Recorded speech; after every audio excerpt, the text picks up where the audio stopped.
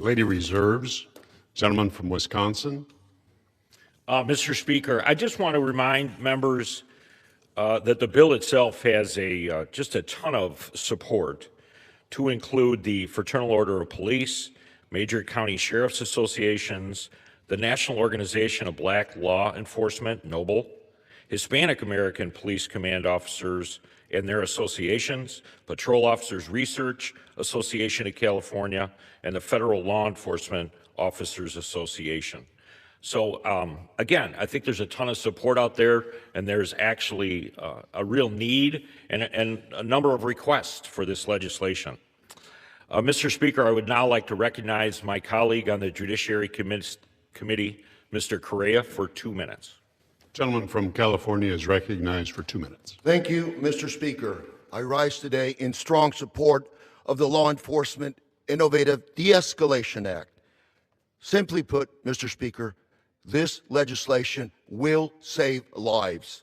It is supported, as my colleague has said, by an unprecedented historic coalition, 95 bipartisan co-sponsors across 35 states, support from the Fraternal Order of Police, major county sheriffs, Hispanic American Police Command Officers Association, Peace Officers Research Association of California, African American Mayors Association, Moms Against Police Brutality, and the Prince Jones Jr. Foundation. This collaboration, this coalition of law enforcement leaders and community justice advocates doesn't happen by accident. It's because this legislation is sound policy, balanced, and is needed. Modern, less than lethal devices, like the latest taser systems, fully integrate body-worn cameras, automatically capturing and improving oversight. These tools reduce the risk and increase transparency, expanding the evidence record around use of force incidents. It provides clarity for agencies, manufacturers, and regulators without, repeat, without weakening gun laws. Strongly support this measure. Thank you, Mr. Speaker, and I yield. Gentleman yields. Gentleman from Wisconsin reserves. We would reserve, Mr. Speaker. Gentlelady from Georgia is recognized. Mr. Speaker, I yield 1 minute to the gentleman from Florida, Representative Frost. Gentleman from Florida is recognized for 1 minute. Thank you, Mr. Speaker. I rise to strongly oppose the Law Enforcement Innovate to De-escalate Act, a very disingenuous title for a bill that doesn't mention law enforcement through the text of the bill. This bill does weaken gun laws in this country. This bill will lead to more ghost guns being put across this country.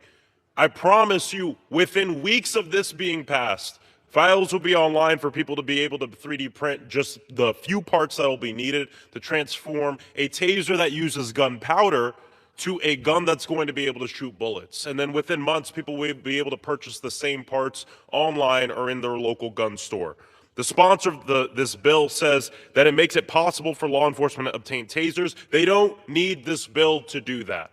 And in fact, this bill isn't even tailored specifically to law enforcement. It changes gun laws in this country. Law enforcement uses tasers in all 50 states. Gun violence is already the leading cause of death for children in our country. This Congress does not need to be into business of weakening the laws that we do have, but we do need to be into business of doing what we need to do to end gun violence in this country. I urge my colleagues to vote no, and I yield back. Gentleman yields. Lady from Georgia reserves. Thank you, Mr. Speaker. I now yield 5 minutes. Lady from Georgia reserves. I reserve. Yes. Sorry. Gentleman from Wisconsin is recognized. Mr. Speaker, I just want to remind members again that a lot of the accusations that this will create other avenues for individuals to get firearms, it's just not true. To be classified as a less lethal device under this bill, the device may not accept firearm ammunition. I don't know how much clearer that can be. There are no firearm magazines involved with these weapons at all, and they do not have high velocity projectiles. So there's a lot of, I think, scare tactics being used to try and paint this as it's being extended to other firearms. It is not. This would also prevent these ideas from, I think, taking hold amongst discussions about ghost guns, which is something that is out there on the street. Any weapon that also has kits that can be converted to a firearm doesn't apply to them. This bill also requires ATF to deny classification to any device that could be readily modified into a firearm. So I know there's a lot of hearsay, a lot of thoughts about where this could go in the future, but quite honestly, that is not the way this bill was drafted, and it is not going to lend itself to be used that way. So I want to make that point, and I would yield. Gentleman reserves. Yeah. Lady from Georgia is recognized. Mr. Speaker, I yield now 5 minutes to the ranking member of the Judiciary Committee, Representative Raskin of Maryland. Gentleman from Maryland is recognized for 5 minutes. Mr. Speaker, thank you, and I want to thank the distinguished gentlelady from Georgia for her extraordinary leadership for gun safety and for public safety in America. Mr. Speaker, this bill would rip a dangerous new loophole in the Gun Control Act by changing the definition of firearm throughout the entire criminal code to exclude from coverage certain less than lethal but still highly dangerous weapons such as tasers, which have been identified as a contributing factor in more than 500 deaths throughout the United States of America.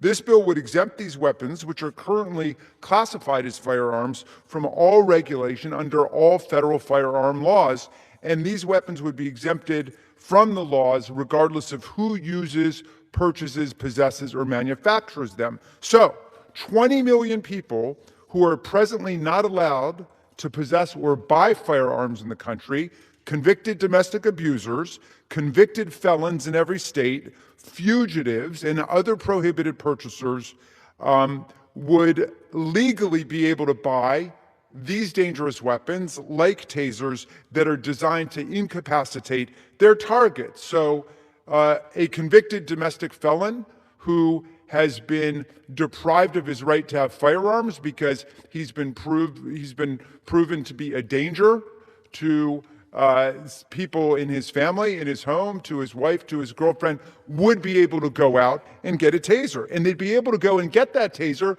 without going through a single background check. They would just be able to go get it. The bill exempts these weapons from the requirement that they have a serial number and that they be traceable so that law enforcement can identify their owners if they're used in violent crimes. It would also exempt them from the Undetectable Firearms Act, which requires that firearms be detectable by metal detectors and X-ray machines used at airports. This detection element is key to preventing weapons from getting where they shouldn't be and preventing serious crimes. So if the bill becomes law, nothing would stop a convicted felon or a convicted domestic violence abuser from purchasing an undetectable taser and smuggling that weapon past security, onto an airplane, into a school area, indeed into the Capitol, unbeknownst to anyone before it's too late. The bill would make everybody less safe. Supporters say it's needed so law enforcement can use these less than lethal weapons, but 18,000 law enforcement agencies are already exempt from many of the provisions of this act and are already using taser technologies. Everybody knows that police have access to tasers. Police departments in all 50 states are using tasers today. Likewise, the tax exemption in this bill does nothing for law enforcement agencies either, because they already purchased these weapons completely free of the excise tax. The combination of these exemptions is no accident. They do nothing for law enforcement.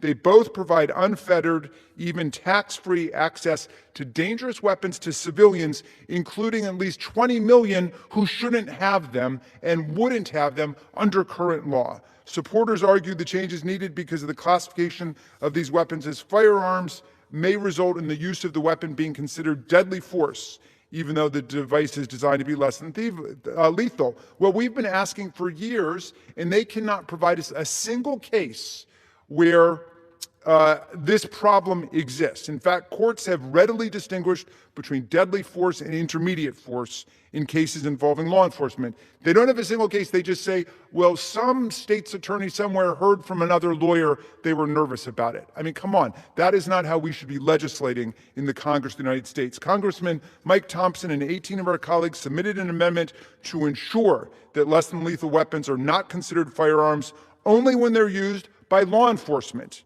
in their official capacity, which is purportedly what this is about. But they rejected it. The Republicans didn't want to hear it because we know that, in fact, there's a commercial purpose that pervades this entire legislation. It's all about opening up a huge new market to sell tasers, including to millions of people who nobody should want to have them. I've repeatedly supported and will continue to support legislation to give law enforcement every tool and training they need to keep us safe, but I've got to oppose this legislation that could put law enforcement officers and the rest of us in danger. I stand with the huge number of gun safety groups working to combat gun violence and domestic violence who strongly oppose and condemn this legislation. I urge my colleagues to join us in opposing H.R. 2189. Thank you. I yield back.